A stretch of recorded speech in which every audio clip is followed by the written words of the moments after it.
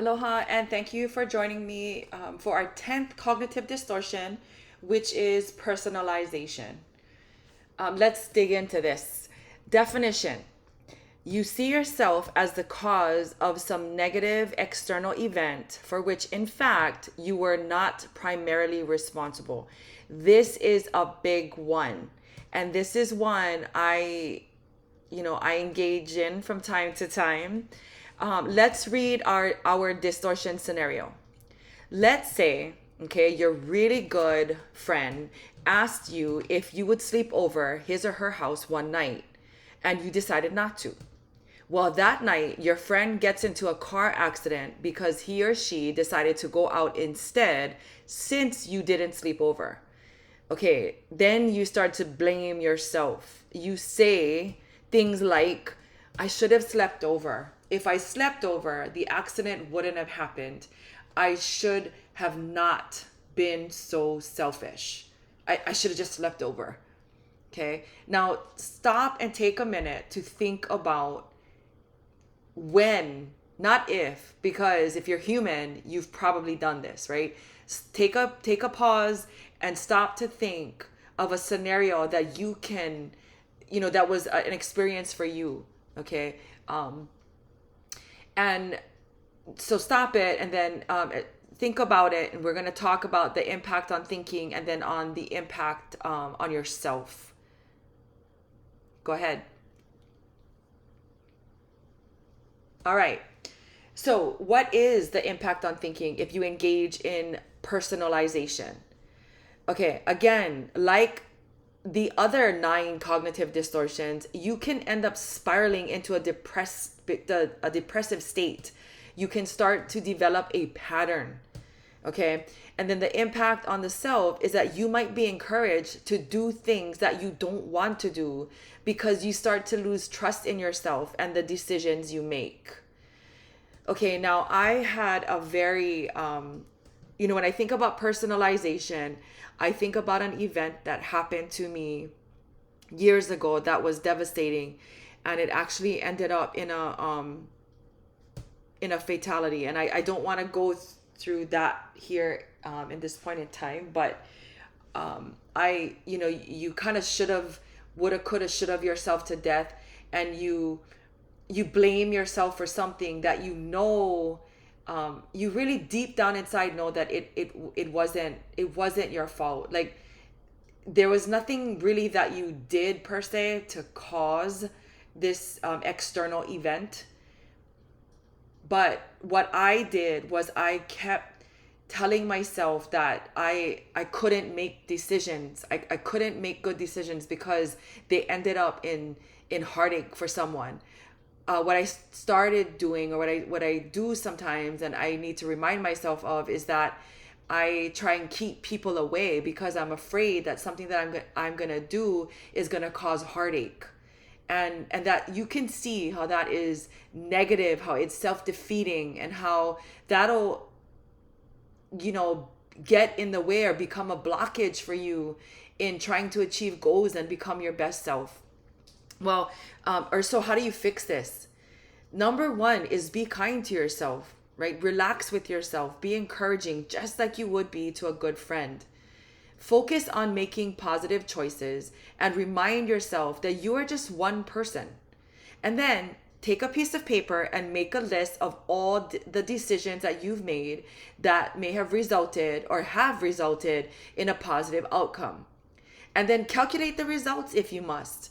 It's highly likely that you have a good ratio of positive to negative. And then you can, if let's just say it's 50-50, at least you have the data that can help you to, tell yourself the truth, to be honest with yourself. And then you can start working on improving. And know that that's all anyone can do, is to believe in your best days and to work to have a better tomorrow than you had today.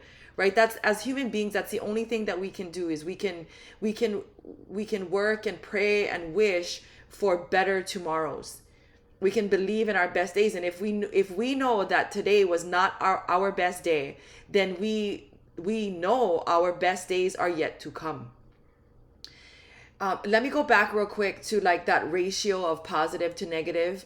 Like I am really analytical in a lot of ways. And so data for me is something that I can work with because, if I analyze today and I see that my results are, good to good or positive to negative 50-50, then I'm going to create strategies. I'm going to work on my strategies. And maybe in a couple weeks, I'm going to check again.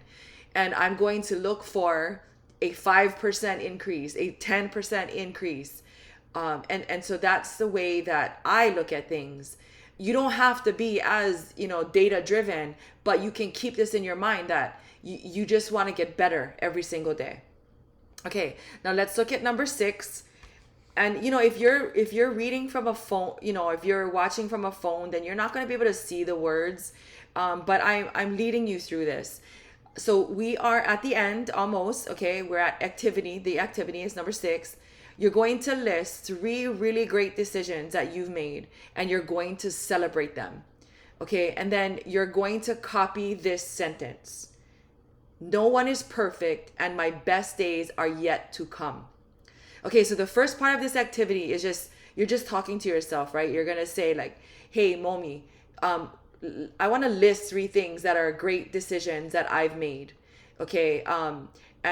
And I can actually pick 1, 2, and 3, but I'm not going to take that time here. But there are 3 decisions that I've recently made that I know are great decisions. Okay. Actually, I'm going to tell you one. I took a new position that, even though it's a little scary for me, I know it's going to bring me great joy, and I'm going to be able to serve people and help just help make things a little easier for people at work. So I'm very excited. I am very scared, but I'm very excited. It was a great decision. That's one of them, right? And then I'm going to write 2 and 3. Then the direction here is to copy this sentence. No one is perfect, and my best days are yet to come.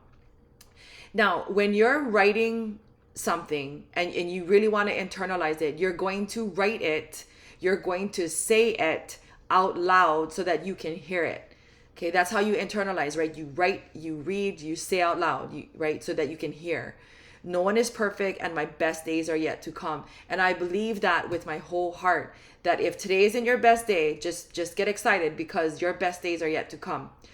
Anyway, if you engage in this cognitive distortion of personalization, don't do it and for all of the reasons that we discussed. Anyway, I hope that you are that this helps you. If you don't have the Challenge Your Thoughts a workbook, you can visit the Amazon, or you can visit the link on the Amazon that's provided in the description of this video. If you have anything to share that might help any of us, please do so. I am trying to create a community of people helping people. Again, thank you so much. Have a blessed day, week, night, and I will see you for the next video. Aloha.